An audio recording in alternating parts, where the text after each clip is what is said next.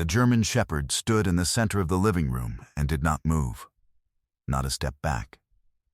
Not a step forward. He simply stood there, all 92 pounds of him, amber eyes locked on the small bundle of golden fur that had been placed on the floor 3 feet away. A bundle that was trembling, whimpering and pawing at the hardwood with the urgent helplessness of something that did not yet understand the world it had been dropped into. Rex had not made a sound. That was what Logan noticed first. 11 years of watching that dog work had taught him that silence, in Rex's language, was never neutral. It was a sentence.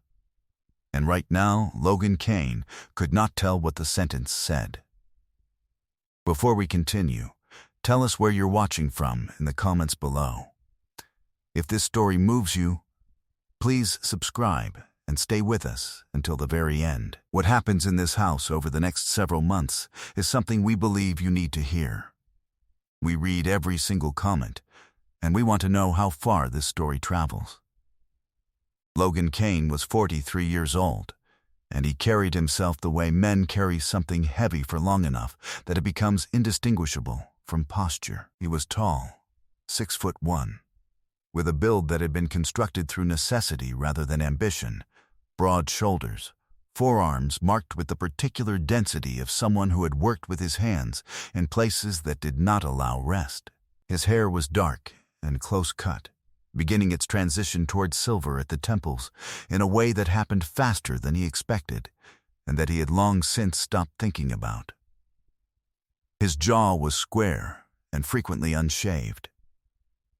His nose had been broken once in a training accident in Coronado in his 3rd year as a SEAL, not in combat, which he considered an appropriate irony, and had reset itself at a slight angle that gave his face a quality people sometimes described without quite knowing the word for it: earned. His eyes were the feature people noticed last, but remembered longest. A pale, quiet gray-green, they did not move quickly. They settled. They measured. They had the particular stillness of eyes that had spent years scanning for what was wrong in an environment before deciding what was right about it. And that habit had not dissolved with the uniform. He had served 12 years with the Naval Special Warfare Command, 2 years at SEAL Team 3, and a decade with SEAL Team 6 before a shattered knee in the Panjshir Valley on his 4th deployment had made the decision for him. 6 surgeries. 14 months of physical therapy, a medical separation he had signed without complaint, because the mission does not negotiate with the body's limitations, and he had always respected that logic even when it was applied to himself. He came home to Whitmore, Wyoming, population 4,000, pressed against the Bighorn foothills, because his grandfather had left him land, and because he could not think of a single reason to go anywhere else. He did not talk about his deployments. He ran the land, took contract work when the knee allowed, and kept the company of a dog who understood without being told. Rex had been a military working dog with the Naval Special Warfare Support Group, a German Shepherd certified in explosive detection and patrol, who had deployed alongside SEAL teams on 6 operations before a vehicle born-eyed in Kandahar province in 2019 compressed 2 vertebrae in his spine and ended his operational career at the age of 4. Logan had been on that operation. He carried Rex 300 meters to the extraction point, sat with him through 2 surgeries at Lackland Air Force Base, and had begun adoption paperwork before Rex was even cleared for discharge. The process took 8 months and 3 appeals. Rex came home to Whitmore in January of 2020, moved through every room with the careful attention of a dog taking a professional inventory, and chose the kitchen as his resting spot, the room with the most sightlines to the doors, and Logan had not been surprised. Rex was 11 years old now.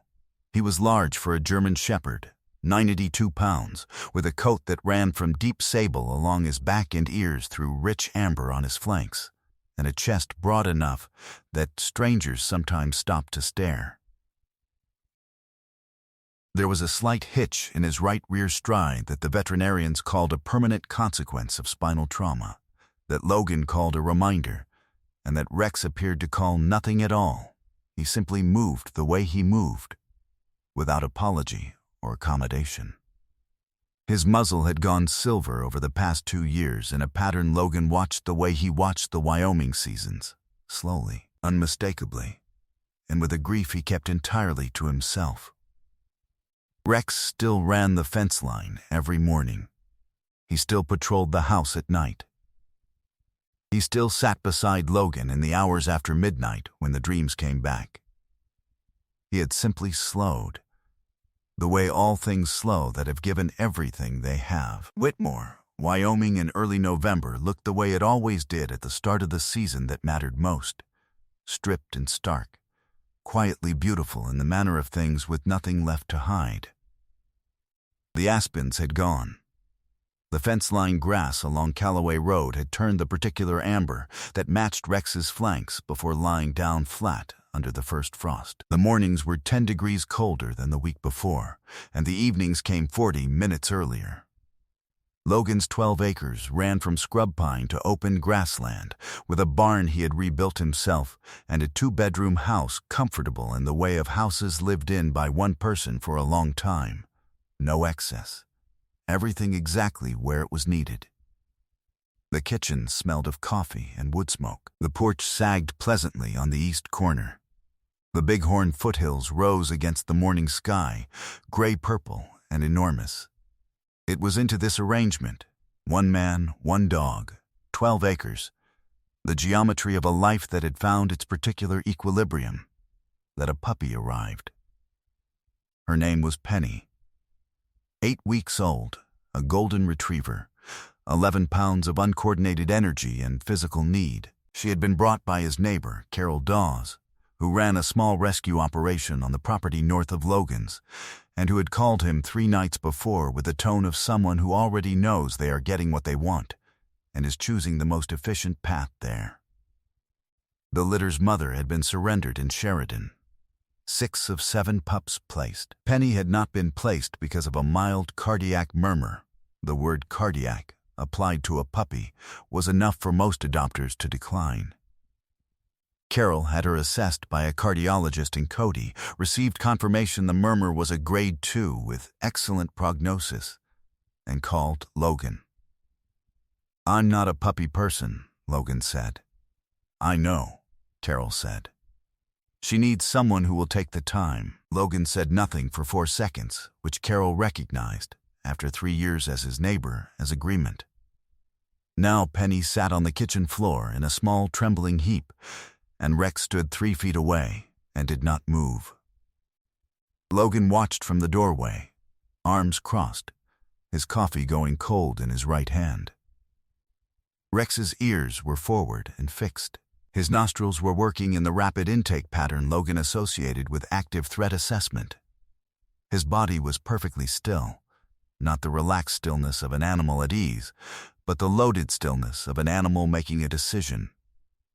His tail was not raised. It was held level. That was the detail Logan watched most carefully. A raised tail was aggression. A low tail was submission. Level, in Rex's vocabulary, was something else. Level meant he had not yet decided. Penny looked up at Rex with the uncomplicated directness of a creature that has not yet learned that it should fear anything. She took 2 clumsy steps forward.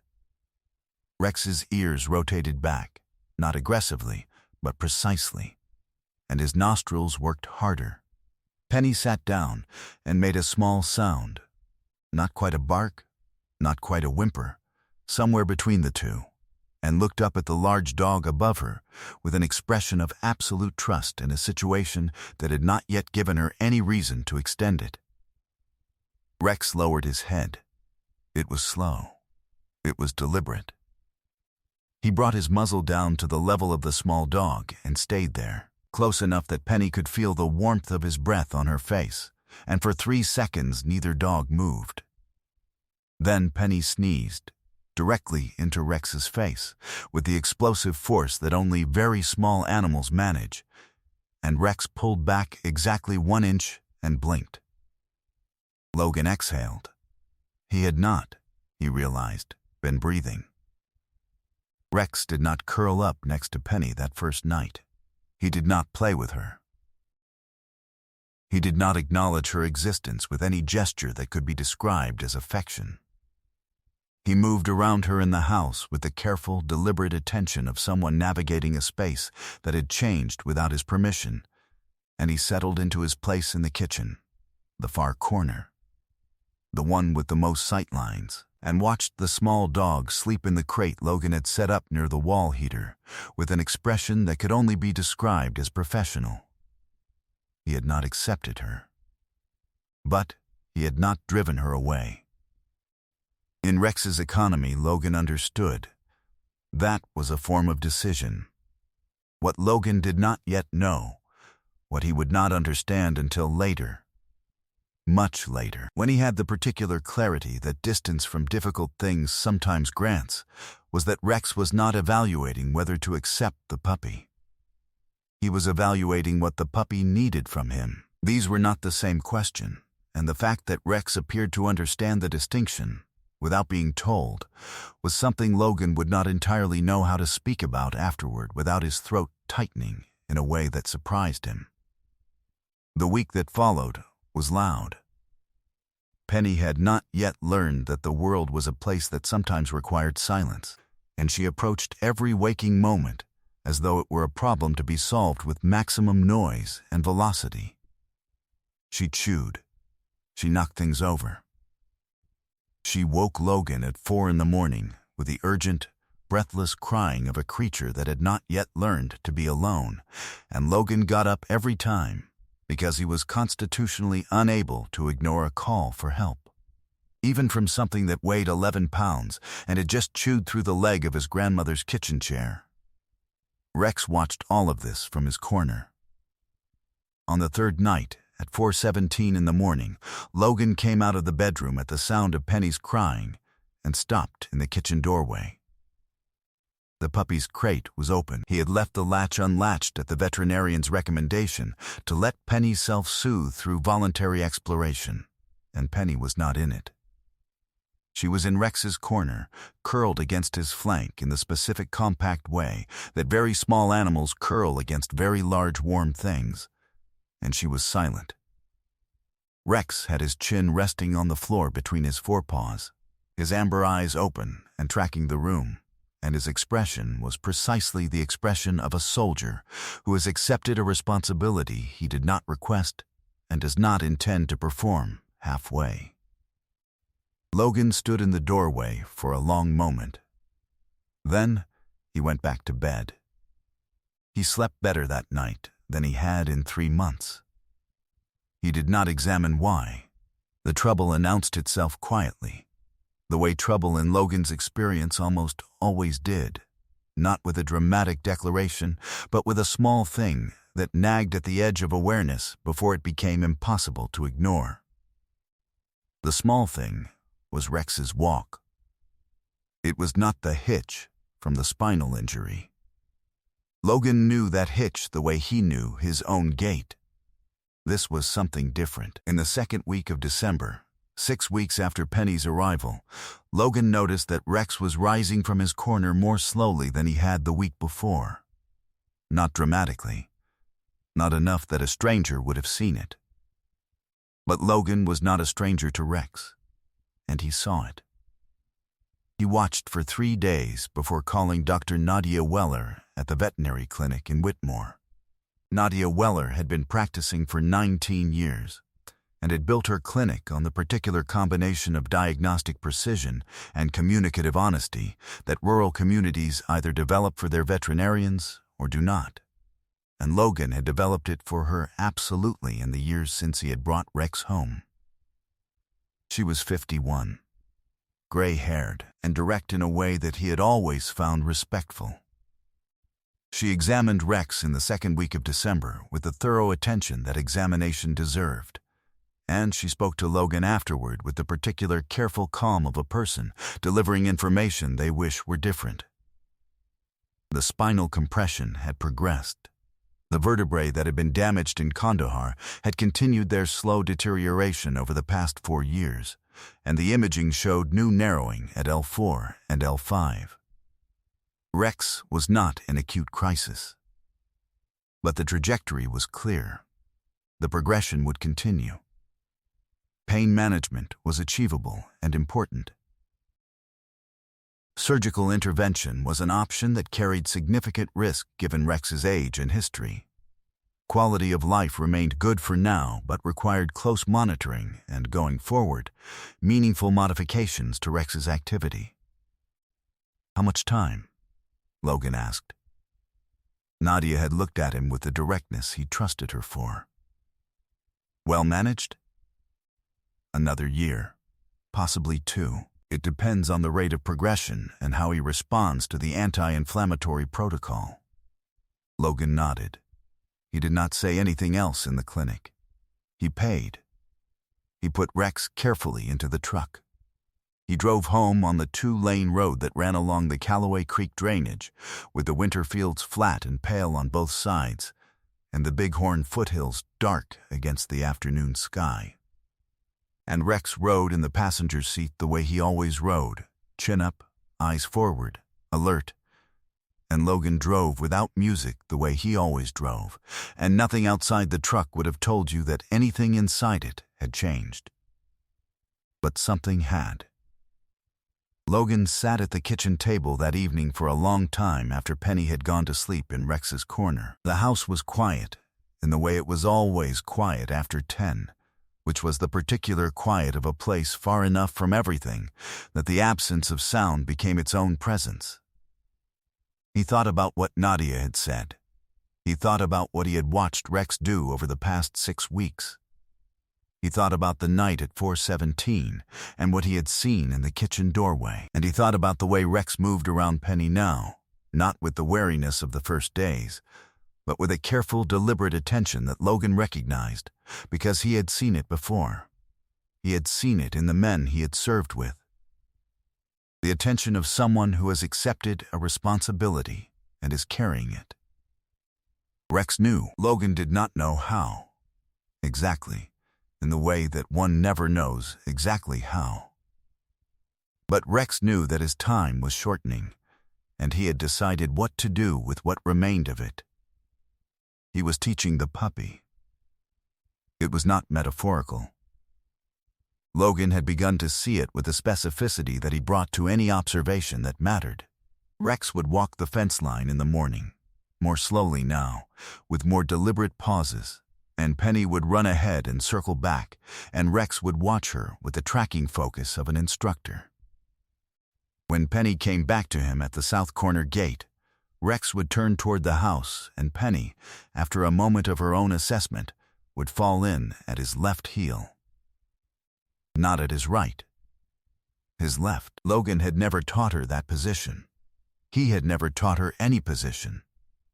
She had adopted it from watching Rex, and Rex had allowed it with a particular quality of allowance that is indistinguishable from instruction.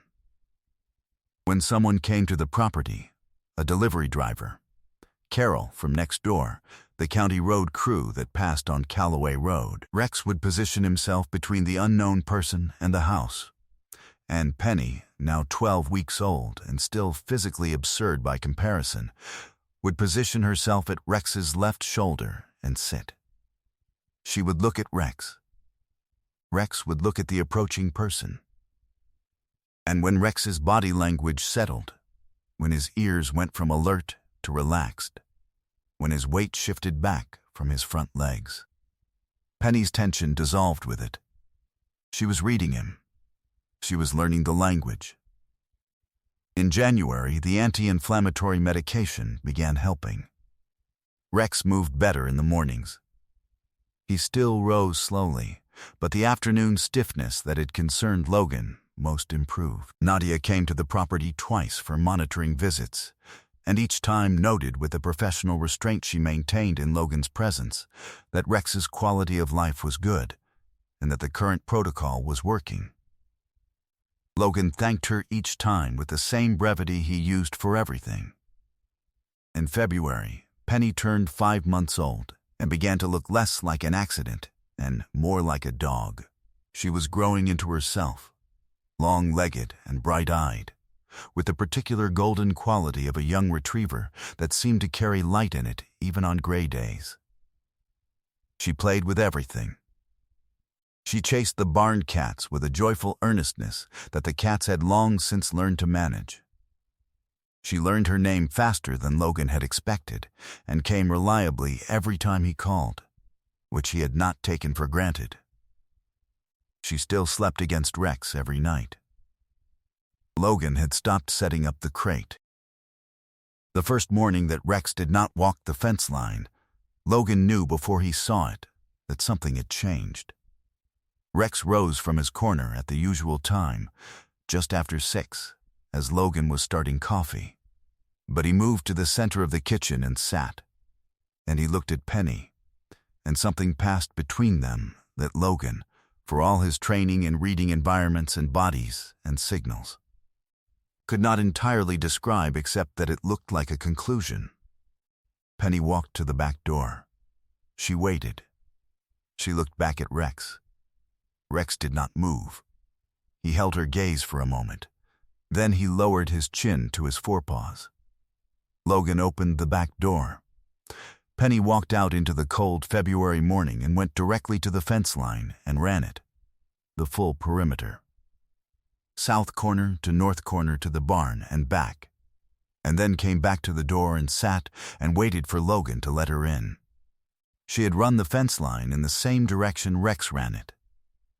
She had paused at the same 2 points, the south gate and the corner near the old water tank, where Rex always paused. Logan let her in. He looked at Rex. Rex looked back at him with the quiet, complete expression of a dog that has nothing left to communicate because everything necessary has already been said. That afternoon, Logan called Nadia. Nadia came the following morning, and she examined Rex thoroughly. And when she was done, she said what Logan already knew with the honesty he had always trusted her for. The progression had accelerated. The pain management was still working, but the window was shortening. Rex was not suffering today, but the trajectory toward suffering was now measurable in weeks rather than months. They talked for a long time, not about the clinical details. Those were settled. They talked about Rex. Logan told Nadia about the fence line. He told her about the heel position that Penny had adopted without being taught. He told her about the morning at 4:17. Nadia listened with the particular attention of someone who has spent 19 years with animals and has learned that the things that cannot be measured clinically are sometimes the most important things in the room. He did his job, she said. Yeah, Logan said. He's ready. Logan looked at Rex, who was lying near the kitchen wall with Penny pressed against his side, both of them still, the old dogs breathing slow and even and measured. Not yet, Logan said. But soon.